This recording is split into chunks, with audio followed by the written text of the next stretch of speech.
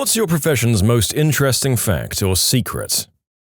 As a structural engineer, an engineer designs buildings and structures with precise calculations and computer simulations of behavior during various combinations of wind, seismic, flood, temperature events, and vibration loads using mathematical equations and empirical relationships. The engineer uses the sum of structural engineering knowledge from the past millennium, at least 9 years of study and rigorous examinations to predict the worst outcomes and deduce the best design. We use multiple layers of fail-safes in our calculations, from approximations by hand calculations to refinement with finite element analysis, from elastic theory to plastic theory, with safety factors and multiple redundancies to prevent progressive collapse. We accurately model an entire city at reduced scale for wind tunnel testing and use ultrasonic testing for welds at connections. But the construction worker straight out of high school puts it all together as cheaply and quickly as humanly possible, often disregarding signed and sealed design drawings for their own improvised field fixes. Research is never as cool as you think it is, even when there's fire and lasers involved. Most of the equipment I use is more than 20 years old and often duct-taped together. You're in research and you still have equipment? I just write frickin' grants all day. Amen to this. Plus, it's often shoved in the basement or some windowless, dusty room with moldy pipes. And there's an incessant hum from the machinery that kind of makes you go Edgar Allan Poe story insane. Real estate. Everything is negotiable, especially the fee. Serial renter here, I've never paid the asking price. Actually, that's not quite true. One time they wouldn't budge on that but installed a brand new kitchen instead. In the army, you'll do a hell of a lot of landscaping. Oh man, when the new CG came to Fort Carson, he put out a memo that soldiers are not to be pulling weeds or edging. We can mow lawns, but no weeds. It's asinine to create busy work for soldiers who are essentially just between deployments. Either train, do associated work, send them to college, or give them time off, was the new guy's policy. Casino security. If you're ever in a casino and you see a chair tipped over against a wall or covered in a garbage bag, don't sit in it. The odds are that someone has either crapped, peed, or thrown up on themselves on it. Why didn't they get up? Because the next slot was going to be a winner. That is simultaneously sickening and not at all surprising. Stay classy, casino goers. Also of note is that it's apparently so common that it's an acknowledged thing across multiple venues. Mortician here. The butt cavity of corpses has to be sewn shut, or the corpse could toot during the funeral. Visual effect artist. Actors are modified in movies as they are in magazines. Skin correction, awkward smile correction, one eye is closed more than the other in a frame. We correct that. Smaller waist, longer legs, bigger arms, six-pack. There's a lot of fake involved. Meat processor. Many of the people who work in the industry are convicted felons who don't give a crap about food safety processes. One USDA agent cannot monitor the actions of 250 people. We deal with listeria on a daily basis, and sometimes it gets so out of hand that we have to shut down lines. The meat done that day still gets sent out, though.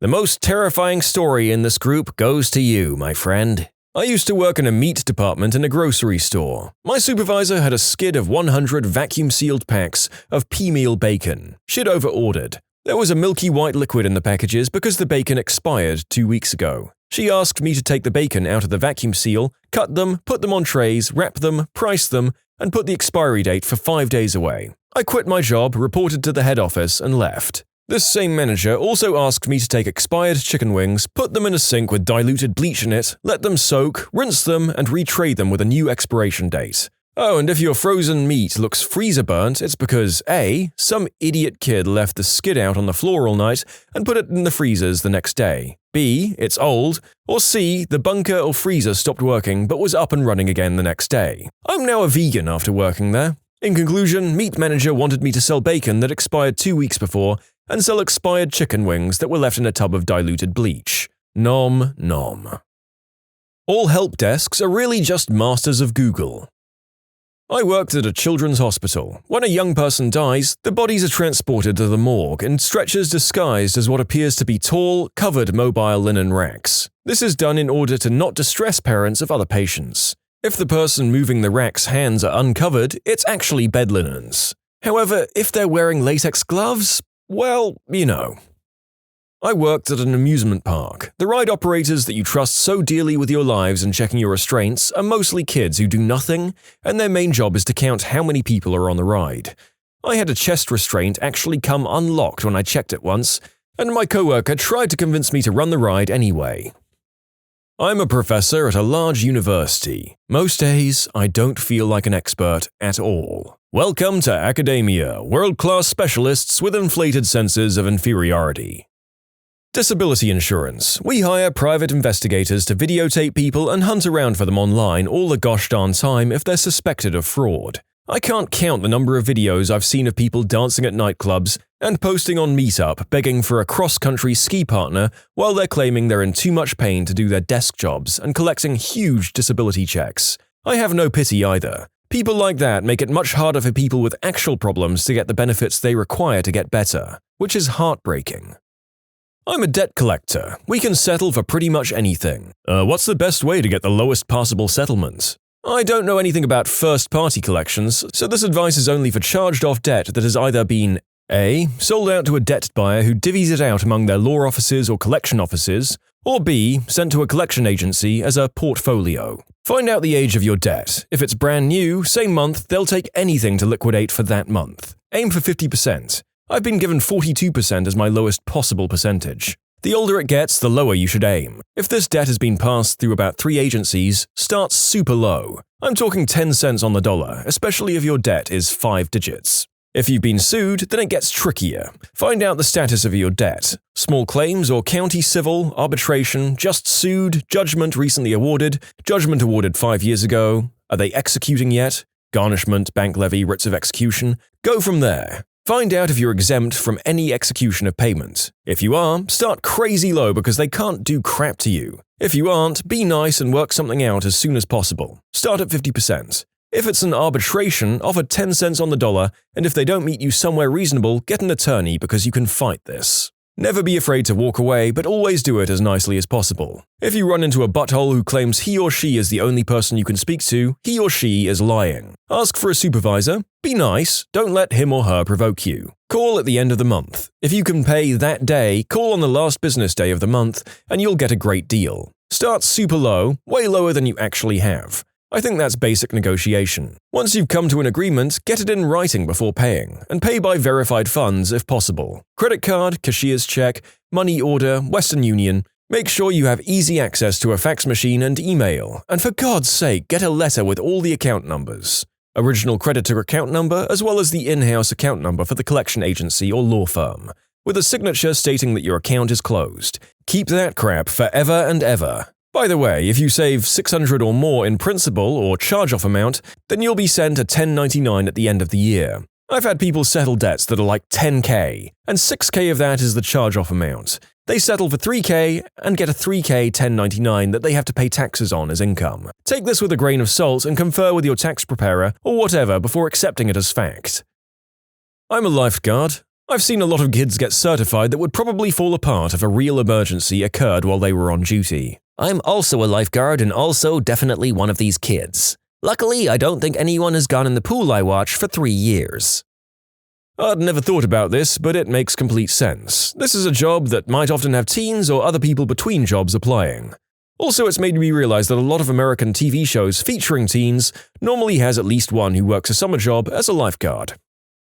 Doctor here. We don't always have a way of figuring out what's wrong with you. There's no magic tests that will prove beyond any doubt exactly what you have. Furthermore, diagnosis of disease is not reached by following an algorithm. This isn't math. Your body didn't read my textbook, and way more often than not, there's not something I'm missing. In fact, every doctor I know orders way too darn many tests just to be sure they don't miss anything. Dumb doctors are few and far between. Jerks are not, but don't confuse the two. It took over 100 years of medical science to establish certain diseases as distinct entities, and many are rare or have convoluted criteria that only a few patients actually fill. So be patient and realize that I'm human and can't retain the entirety of my medical knowledge within my brain, and know that I'm working hard to help you get better. And you will be the last thing I think about before I go to sleep. The frozen yogurt where I work at is not fat-free or organic as we're made to say. The yogurt culture, a small cup of actual yogurt used to make the 4 gallons of the mixture, is organic. However, the milk, yogurt base, and flavoring used to make what's essentially 95% of the served product is not. In a way, the yogurt is organic and fat-free. What you're eating is far from that. Sales. The more expensive something is, the less logic people use to decide if they're going to buy it. People will buy a $50,000 car because it's red and scrutinize the calories in a $1.50 snack. Oh, and for all you tech guys, this is especially true when your boss is deciding what equipment or network options you're going to have. Chances are he bought what he did because someone gave him tickets to a sporting event, not because it's what you actually needed or requested. I work at a college dining hall. The 4-cheese calzones really contain only 3 kinds of cheeses. A pinch of mozzarella gets sprinkled on the top, and that counts as the 4th cheese. You son of a witch! Service clerk. If something isn't on the shelf, then we most likely don't have it, and asking me to check the back for it really just gives me a chance to look at my phone for text messages. You can submit your own stories to be featured here on the channel. The story submission link is in the description below, and if you want to listen to some vibey music in the background, check out easymode, also linked below, and subscribe. I work at a fireworks store. I answer your questions by reading the package and guessing what it does. Dry cleaning involves liquid. Nuclear non-proliferation analyst. Radiation monitors at ports of entry are better at detecting kitty litter and toilet seats than weaponized uranium. No worries, the contractor who sold the equipment made serious money on sales of those machines, and that's all that matters. I'm a roofer. We can't always get off the roof to pee. Where does it go?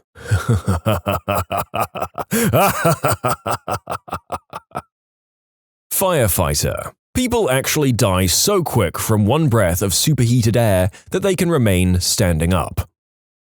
Casino security here. Money talks. You play $20 a hand, maybe $1,000 between gambling and food and everything, and get in a fight in the hotel, and you're probably going to jail. At the very least, you're being removed from the hotel. On the other hand, if you spend hours at our high-stakes table, all other circumstances being equal, we'll come to the room, tell you you're disturbing your neighbors, and please don't do that again. Same with basically anything that happens in a casino. We hate the people with money because they can get away with being the biggest jerks on the planet. But since their one weekend keeps the lights on in our casino for 6 months, we have to let them do as they wish, basically.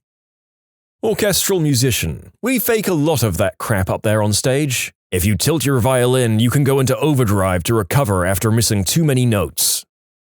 Meteorologist in school. The 5-day or 7-day or longer forecasts are completely useless and only made because people would get upset if we didn't have them. You could probably do just about as good yourself on anything more than 48 hours away, just by reasonably guessing based on the time of year. I wonder how many people actually remember what the 7-day forecast said 7 days ago about today. I'm gonna steal your suggestion and make a website or a widget or something. Would be pretty easy to post what the weather said it was going to be today a week ago, and then post actually what it is. How about stats that say the percentage of humidity they were close to or way off? Oh, who am I kidding? It'll never be made by me.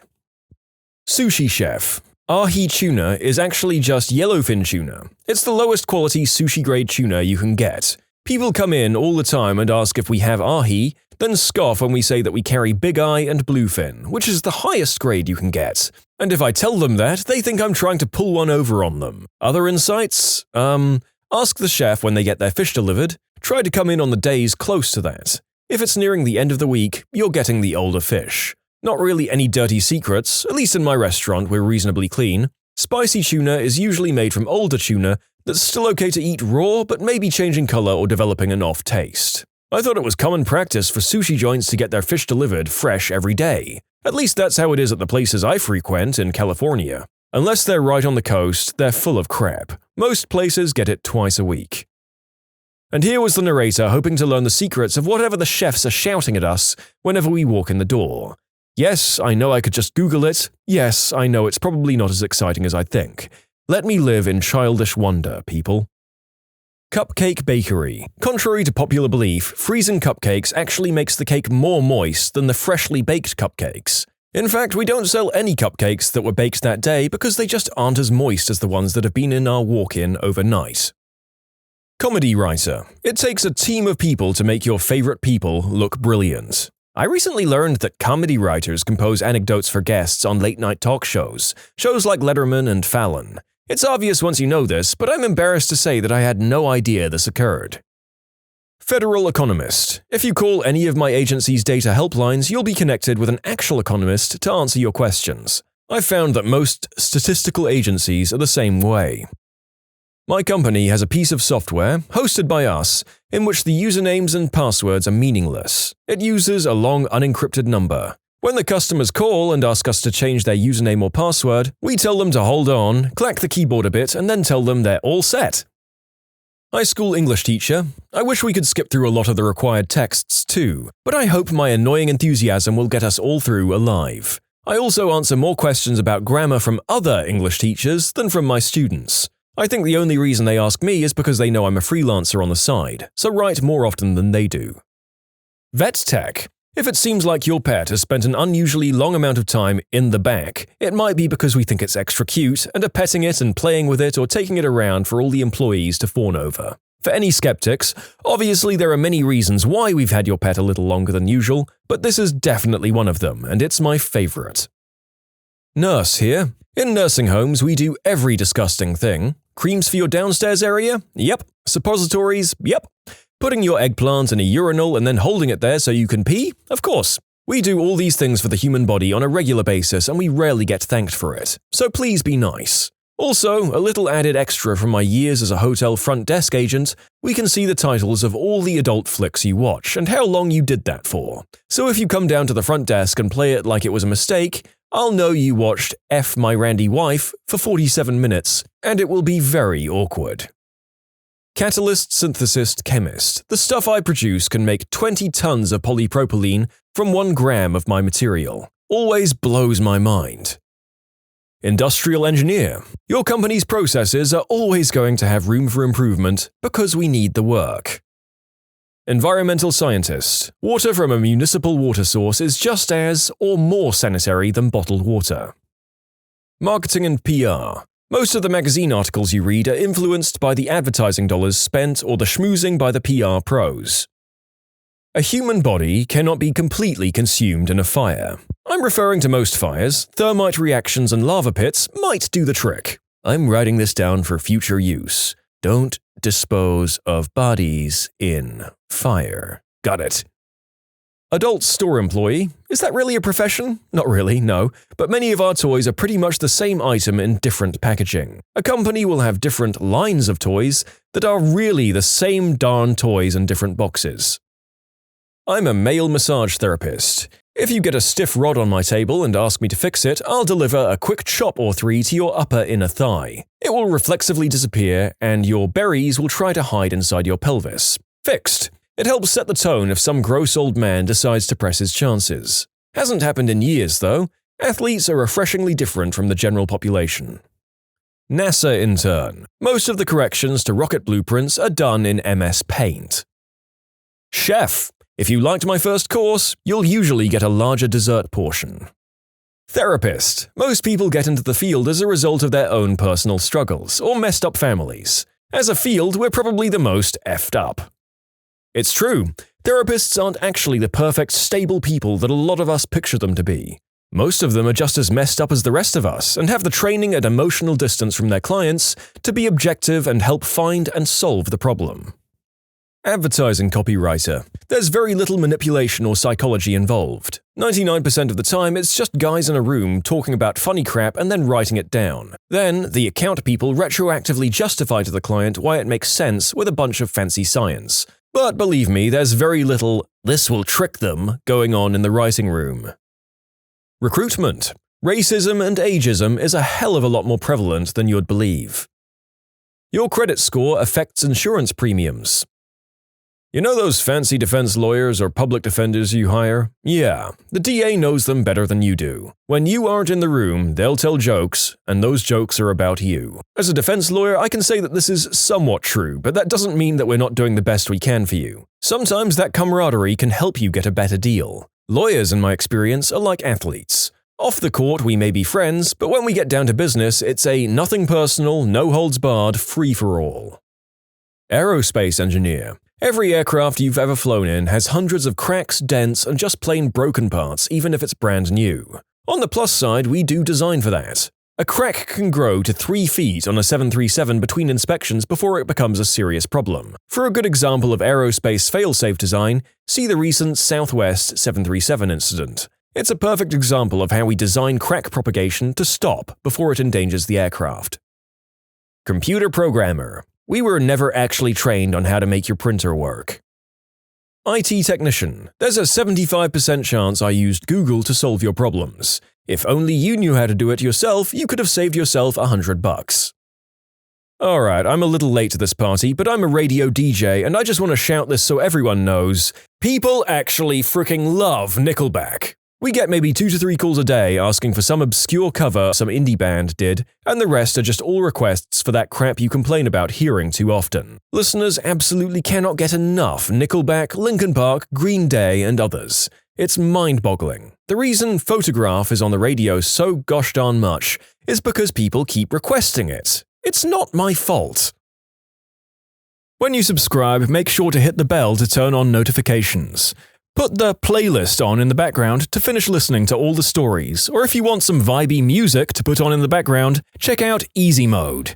If you like Am I the Genius, give Am I the Jerk a shot. Everything linked in the description.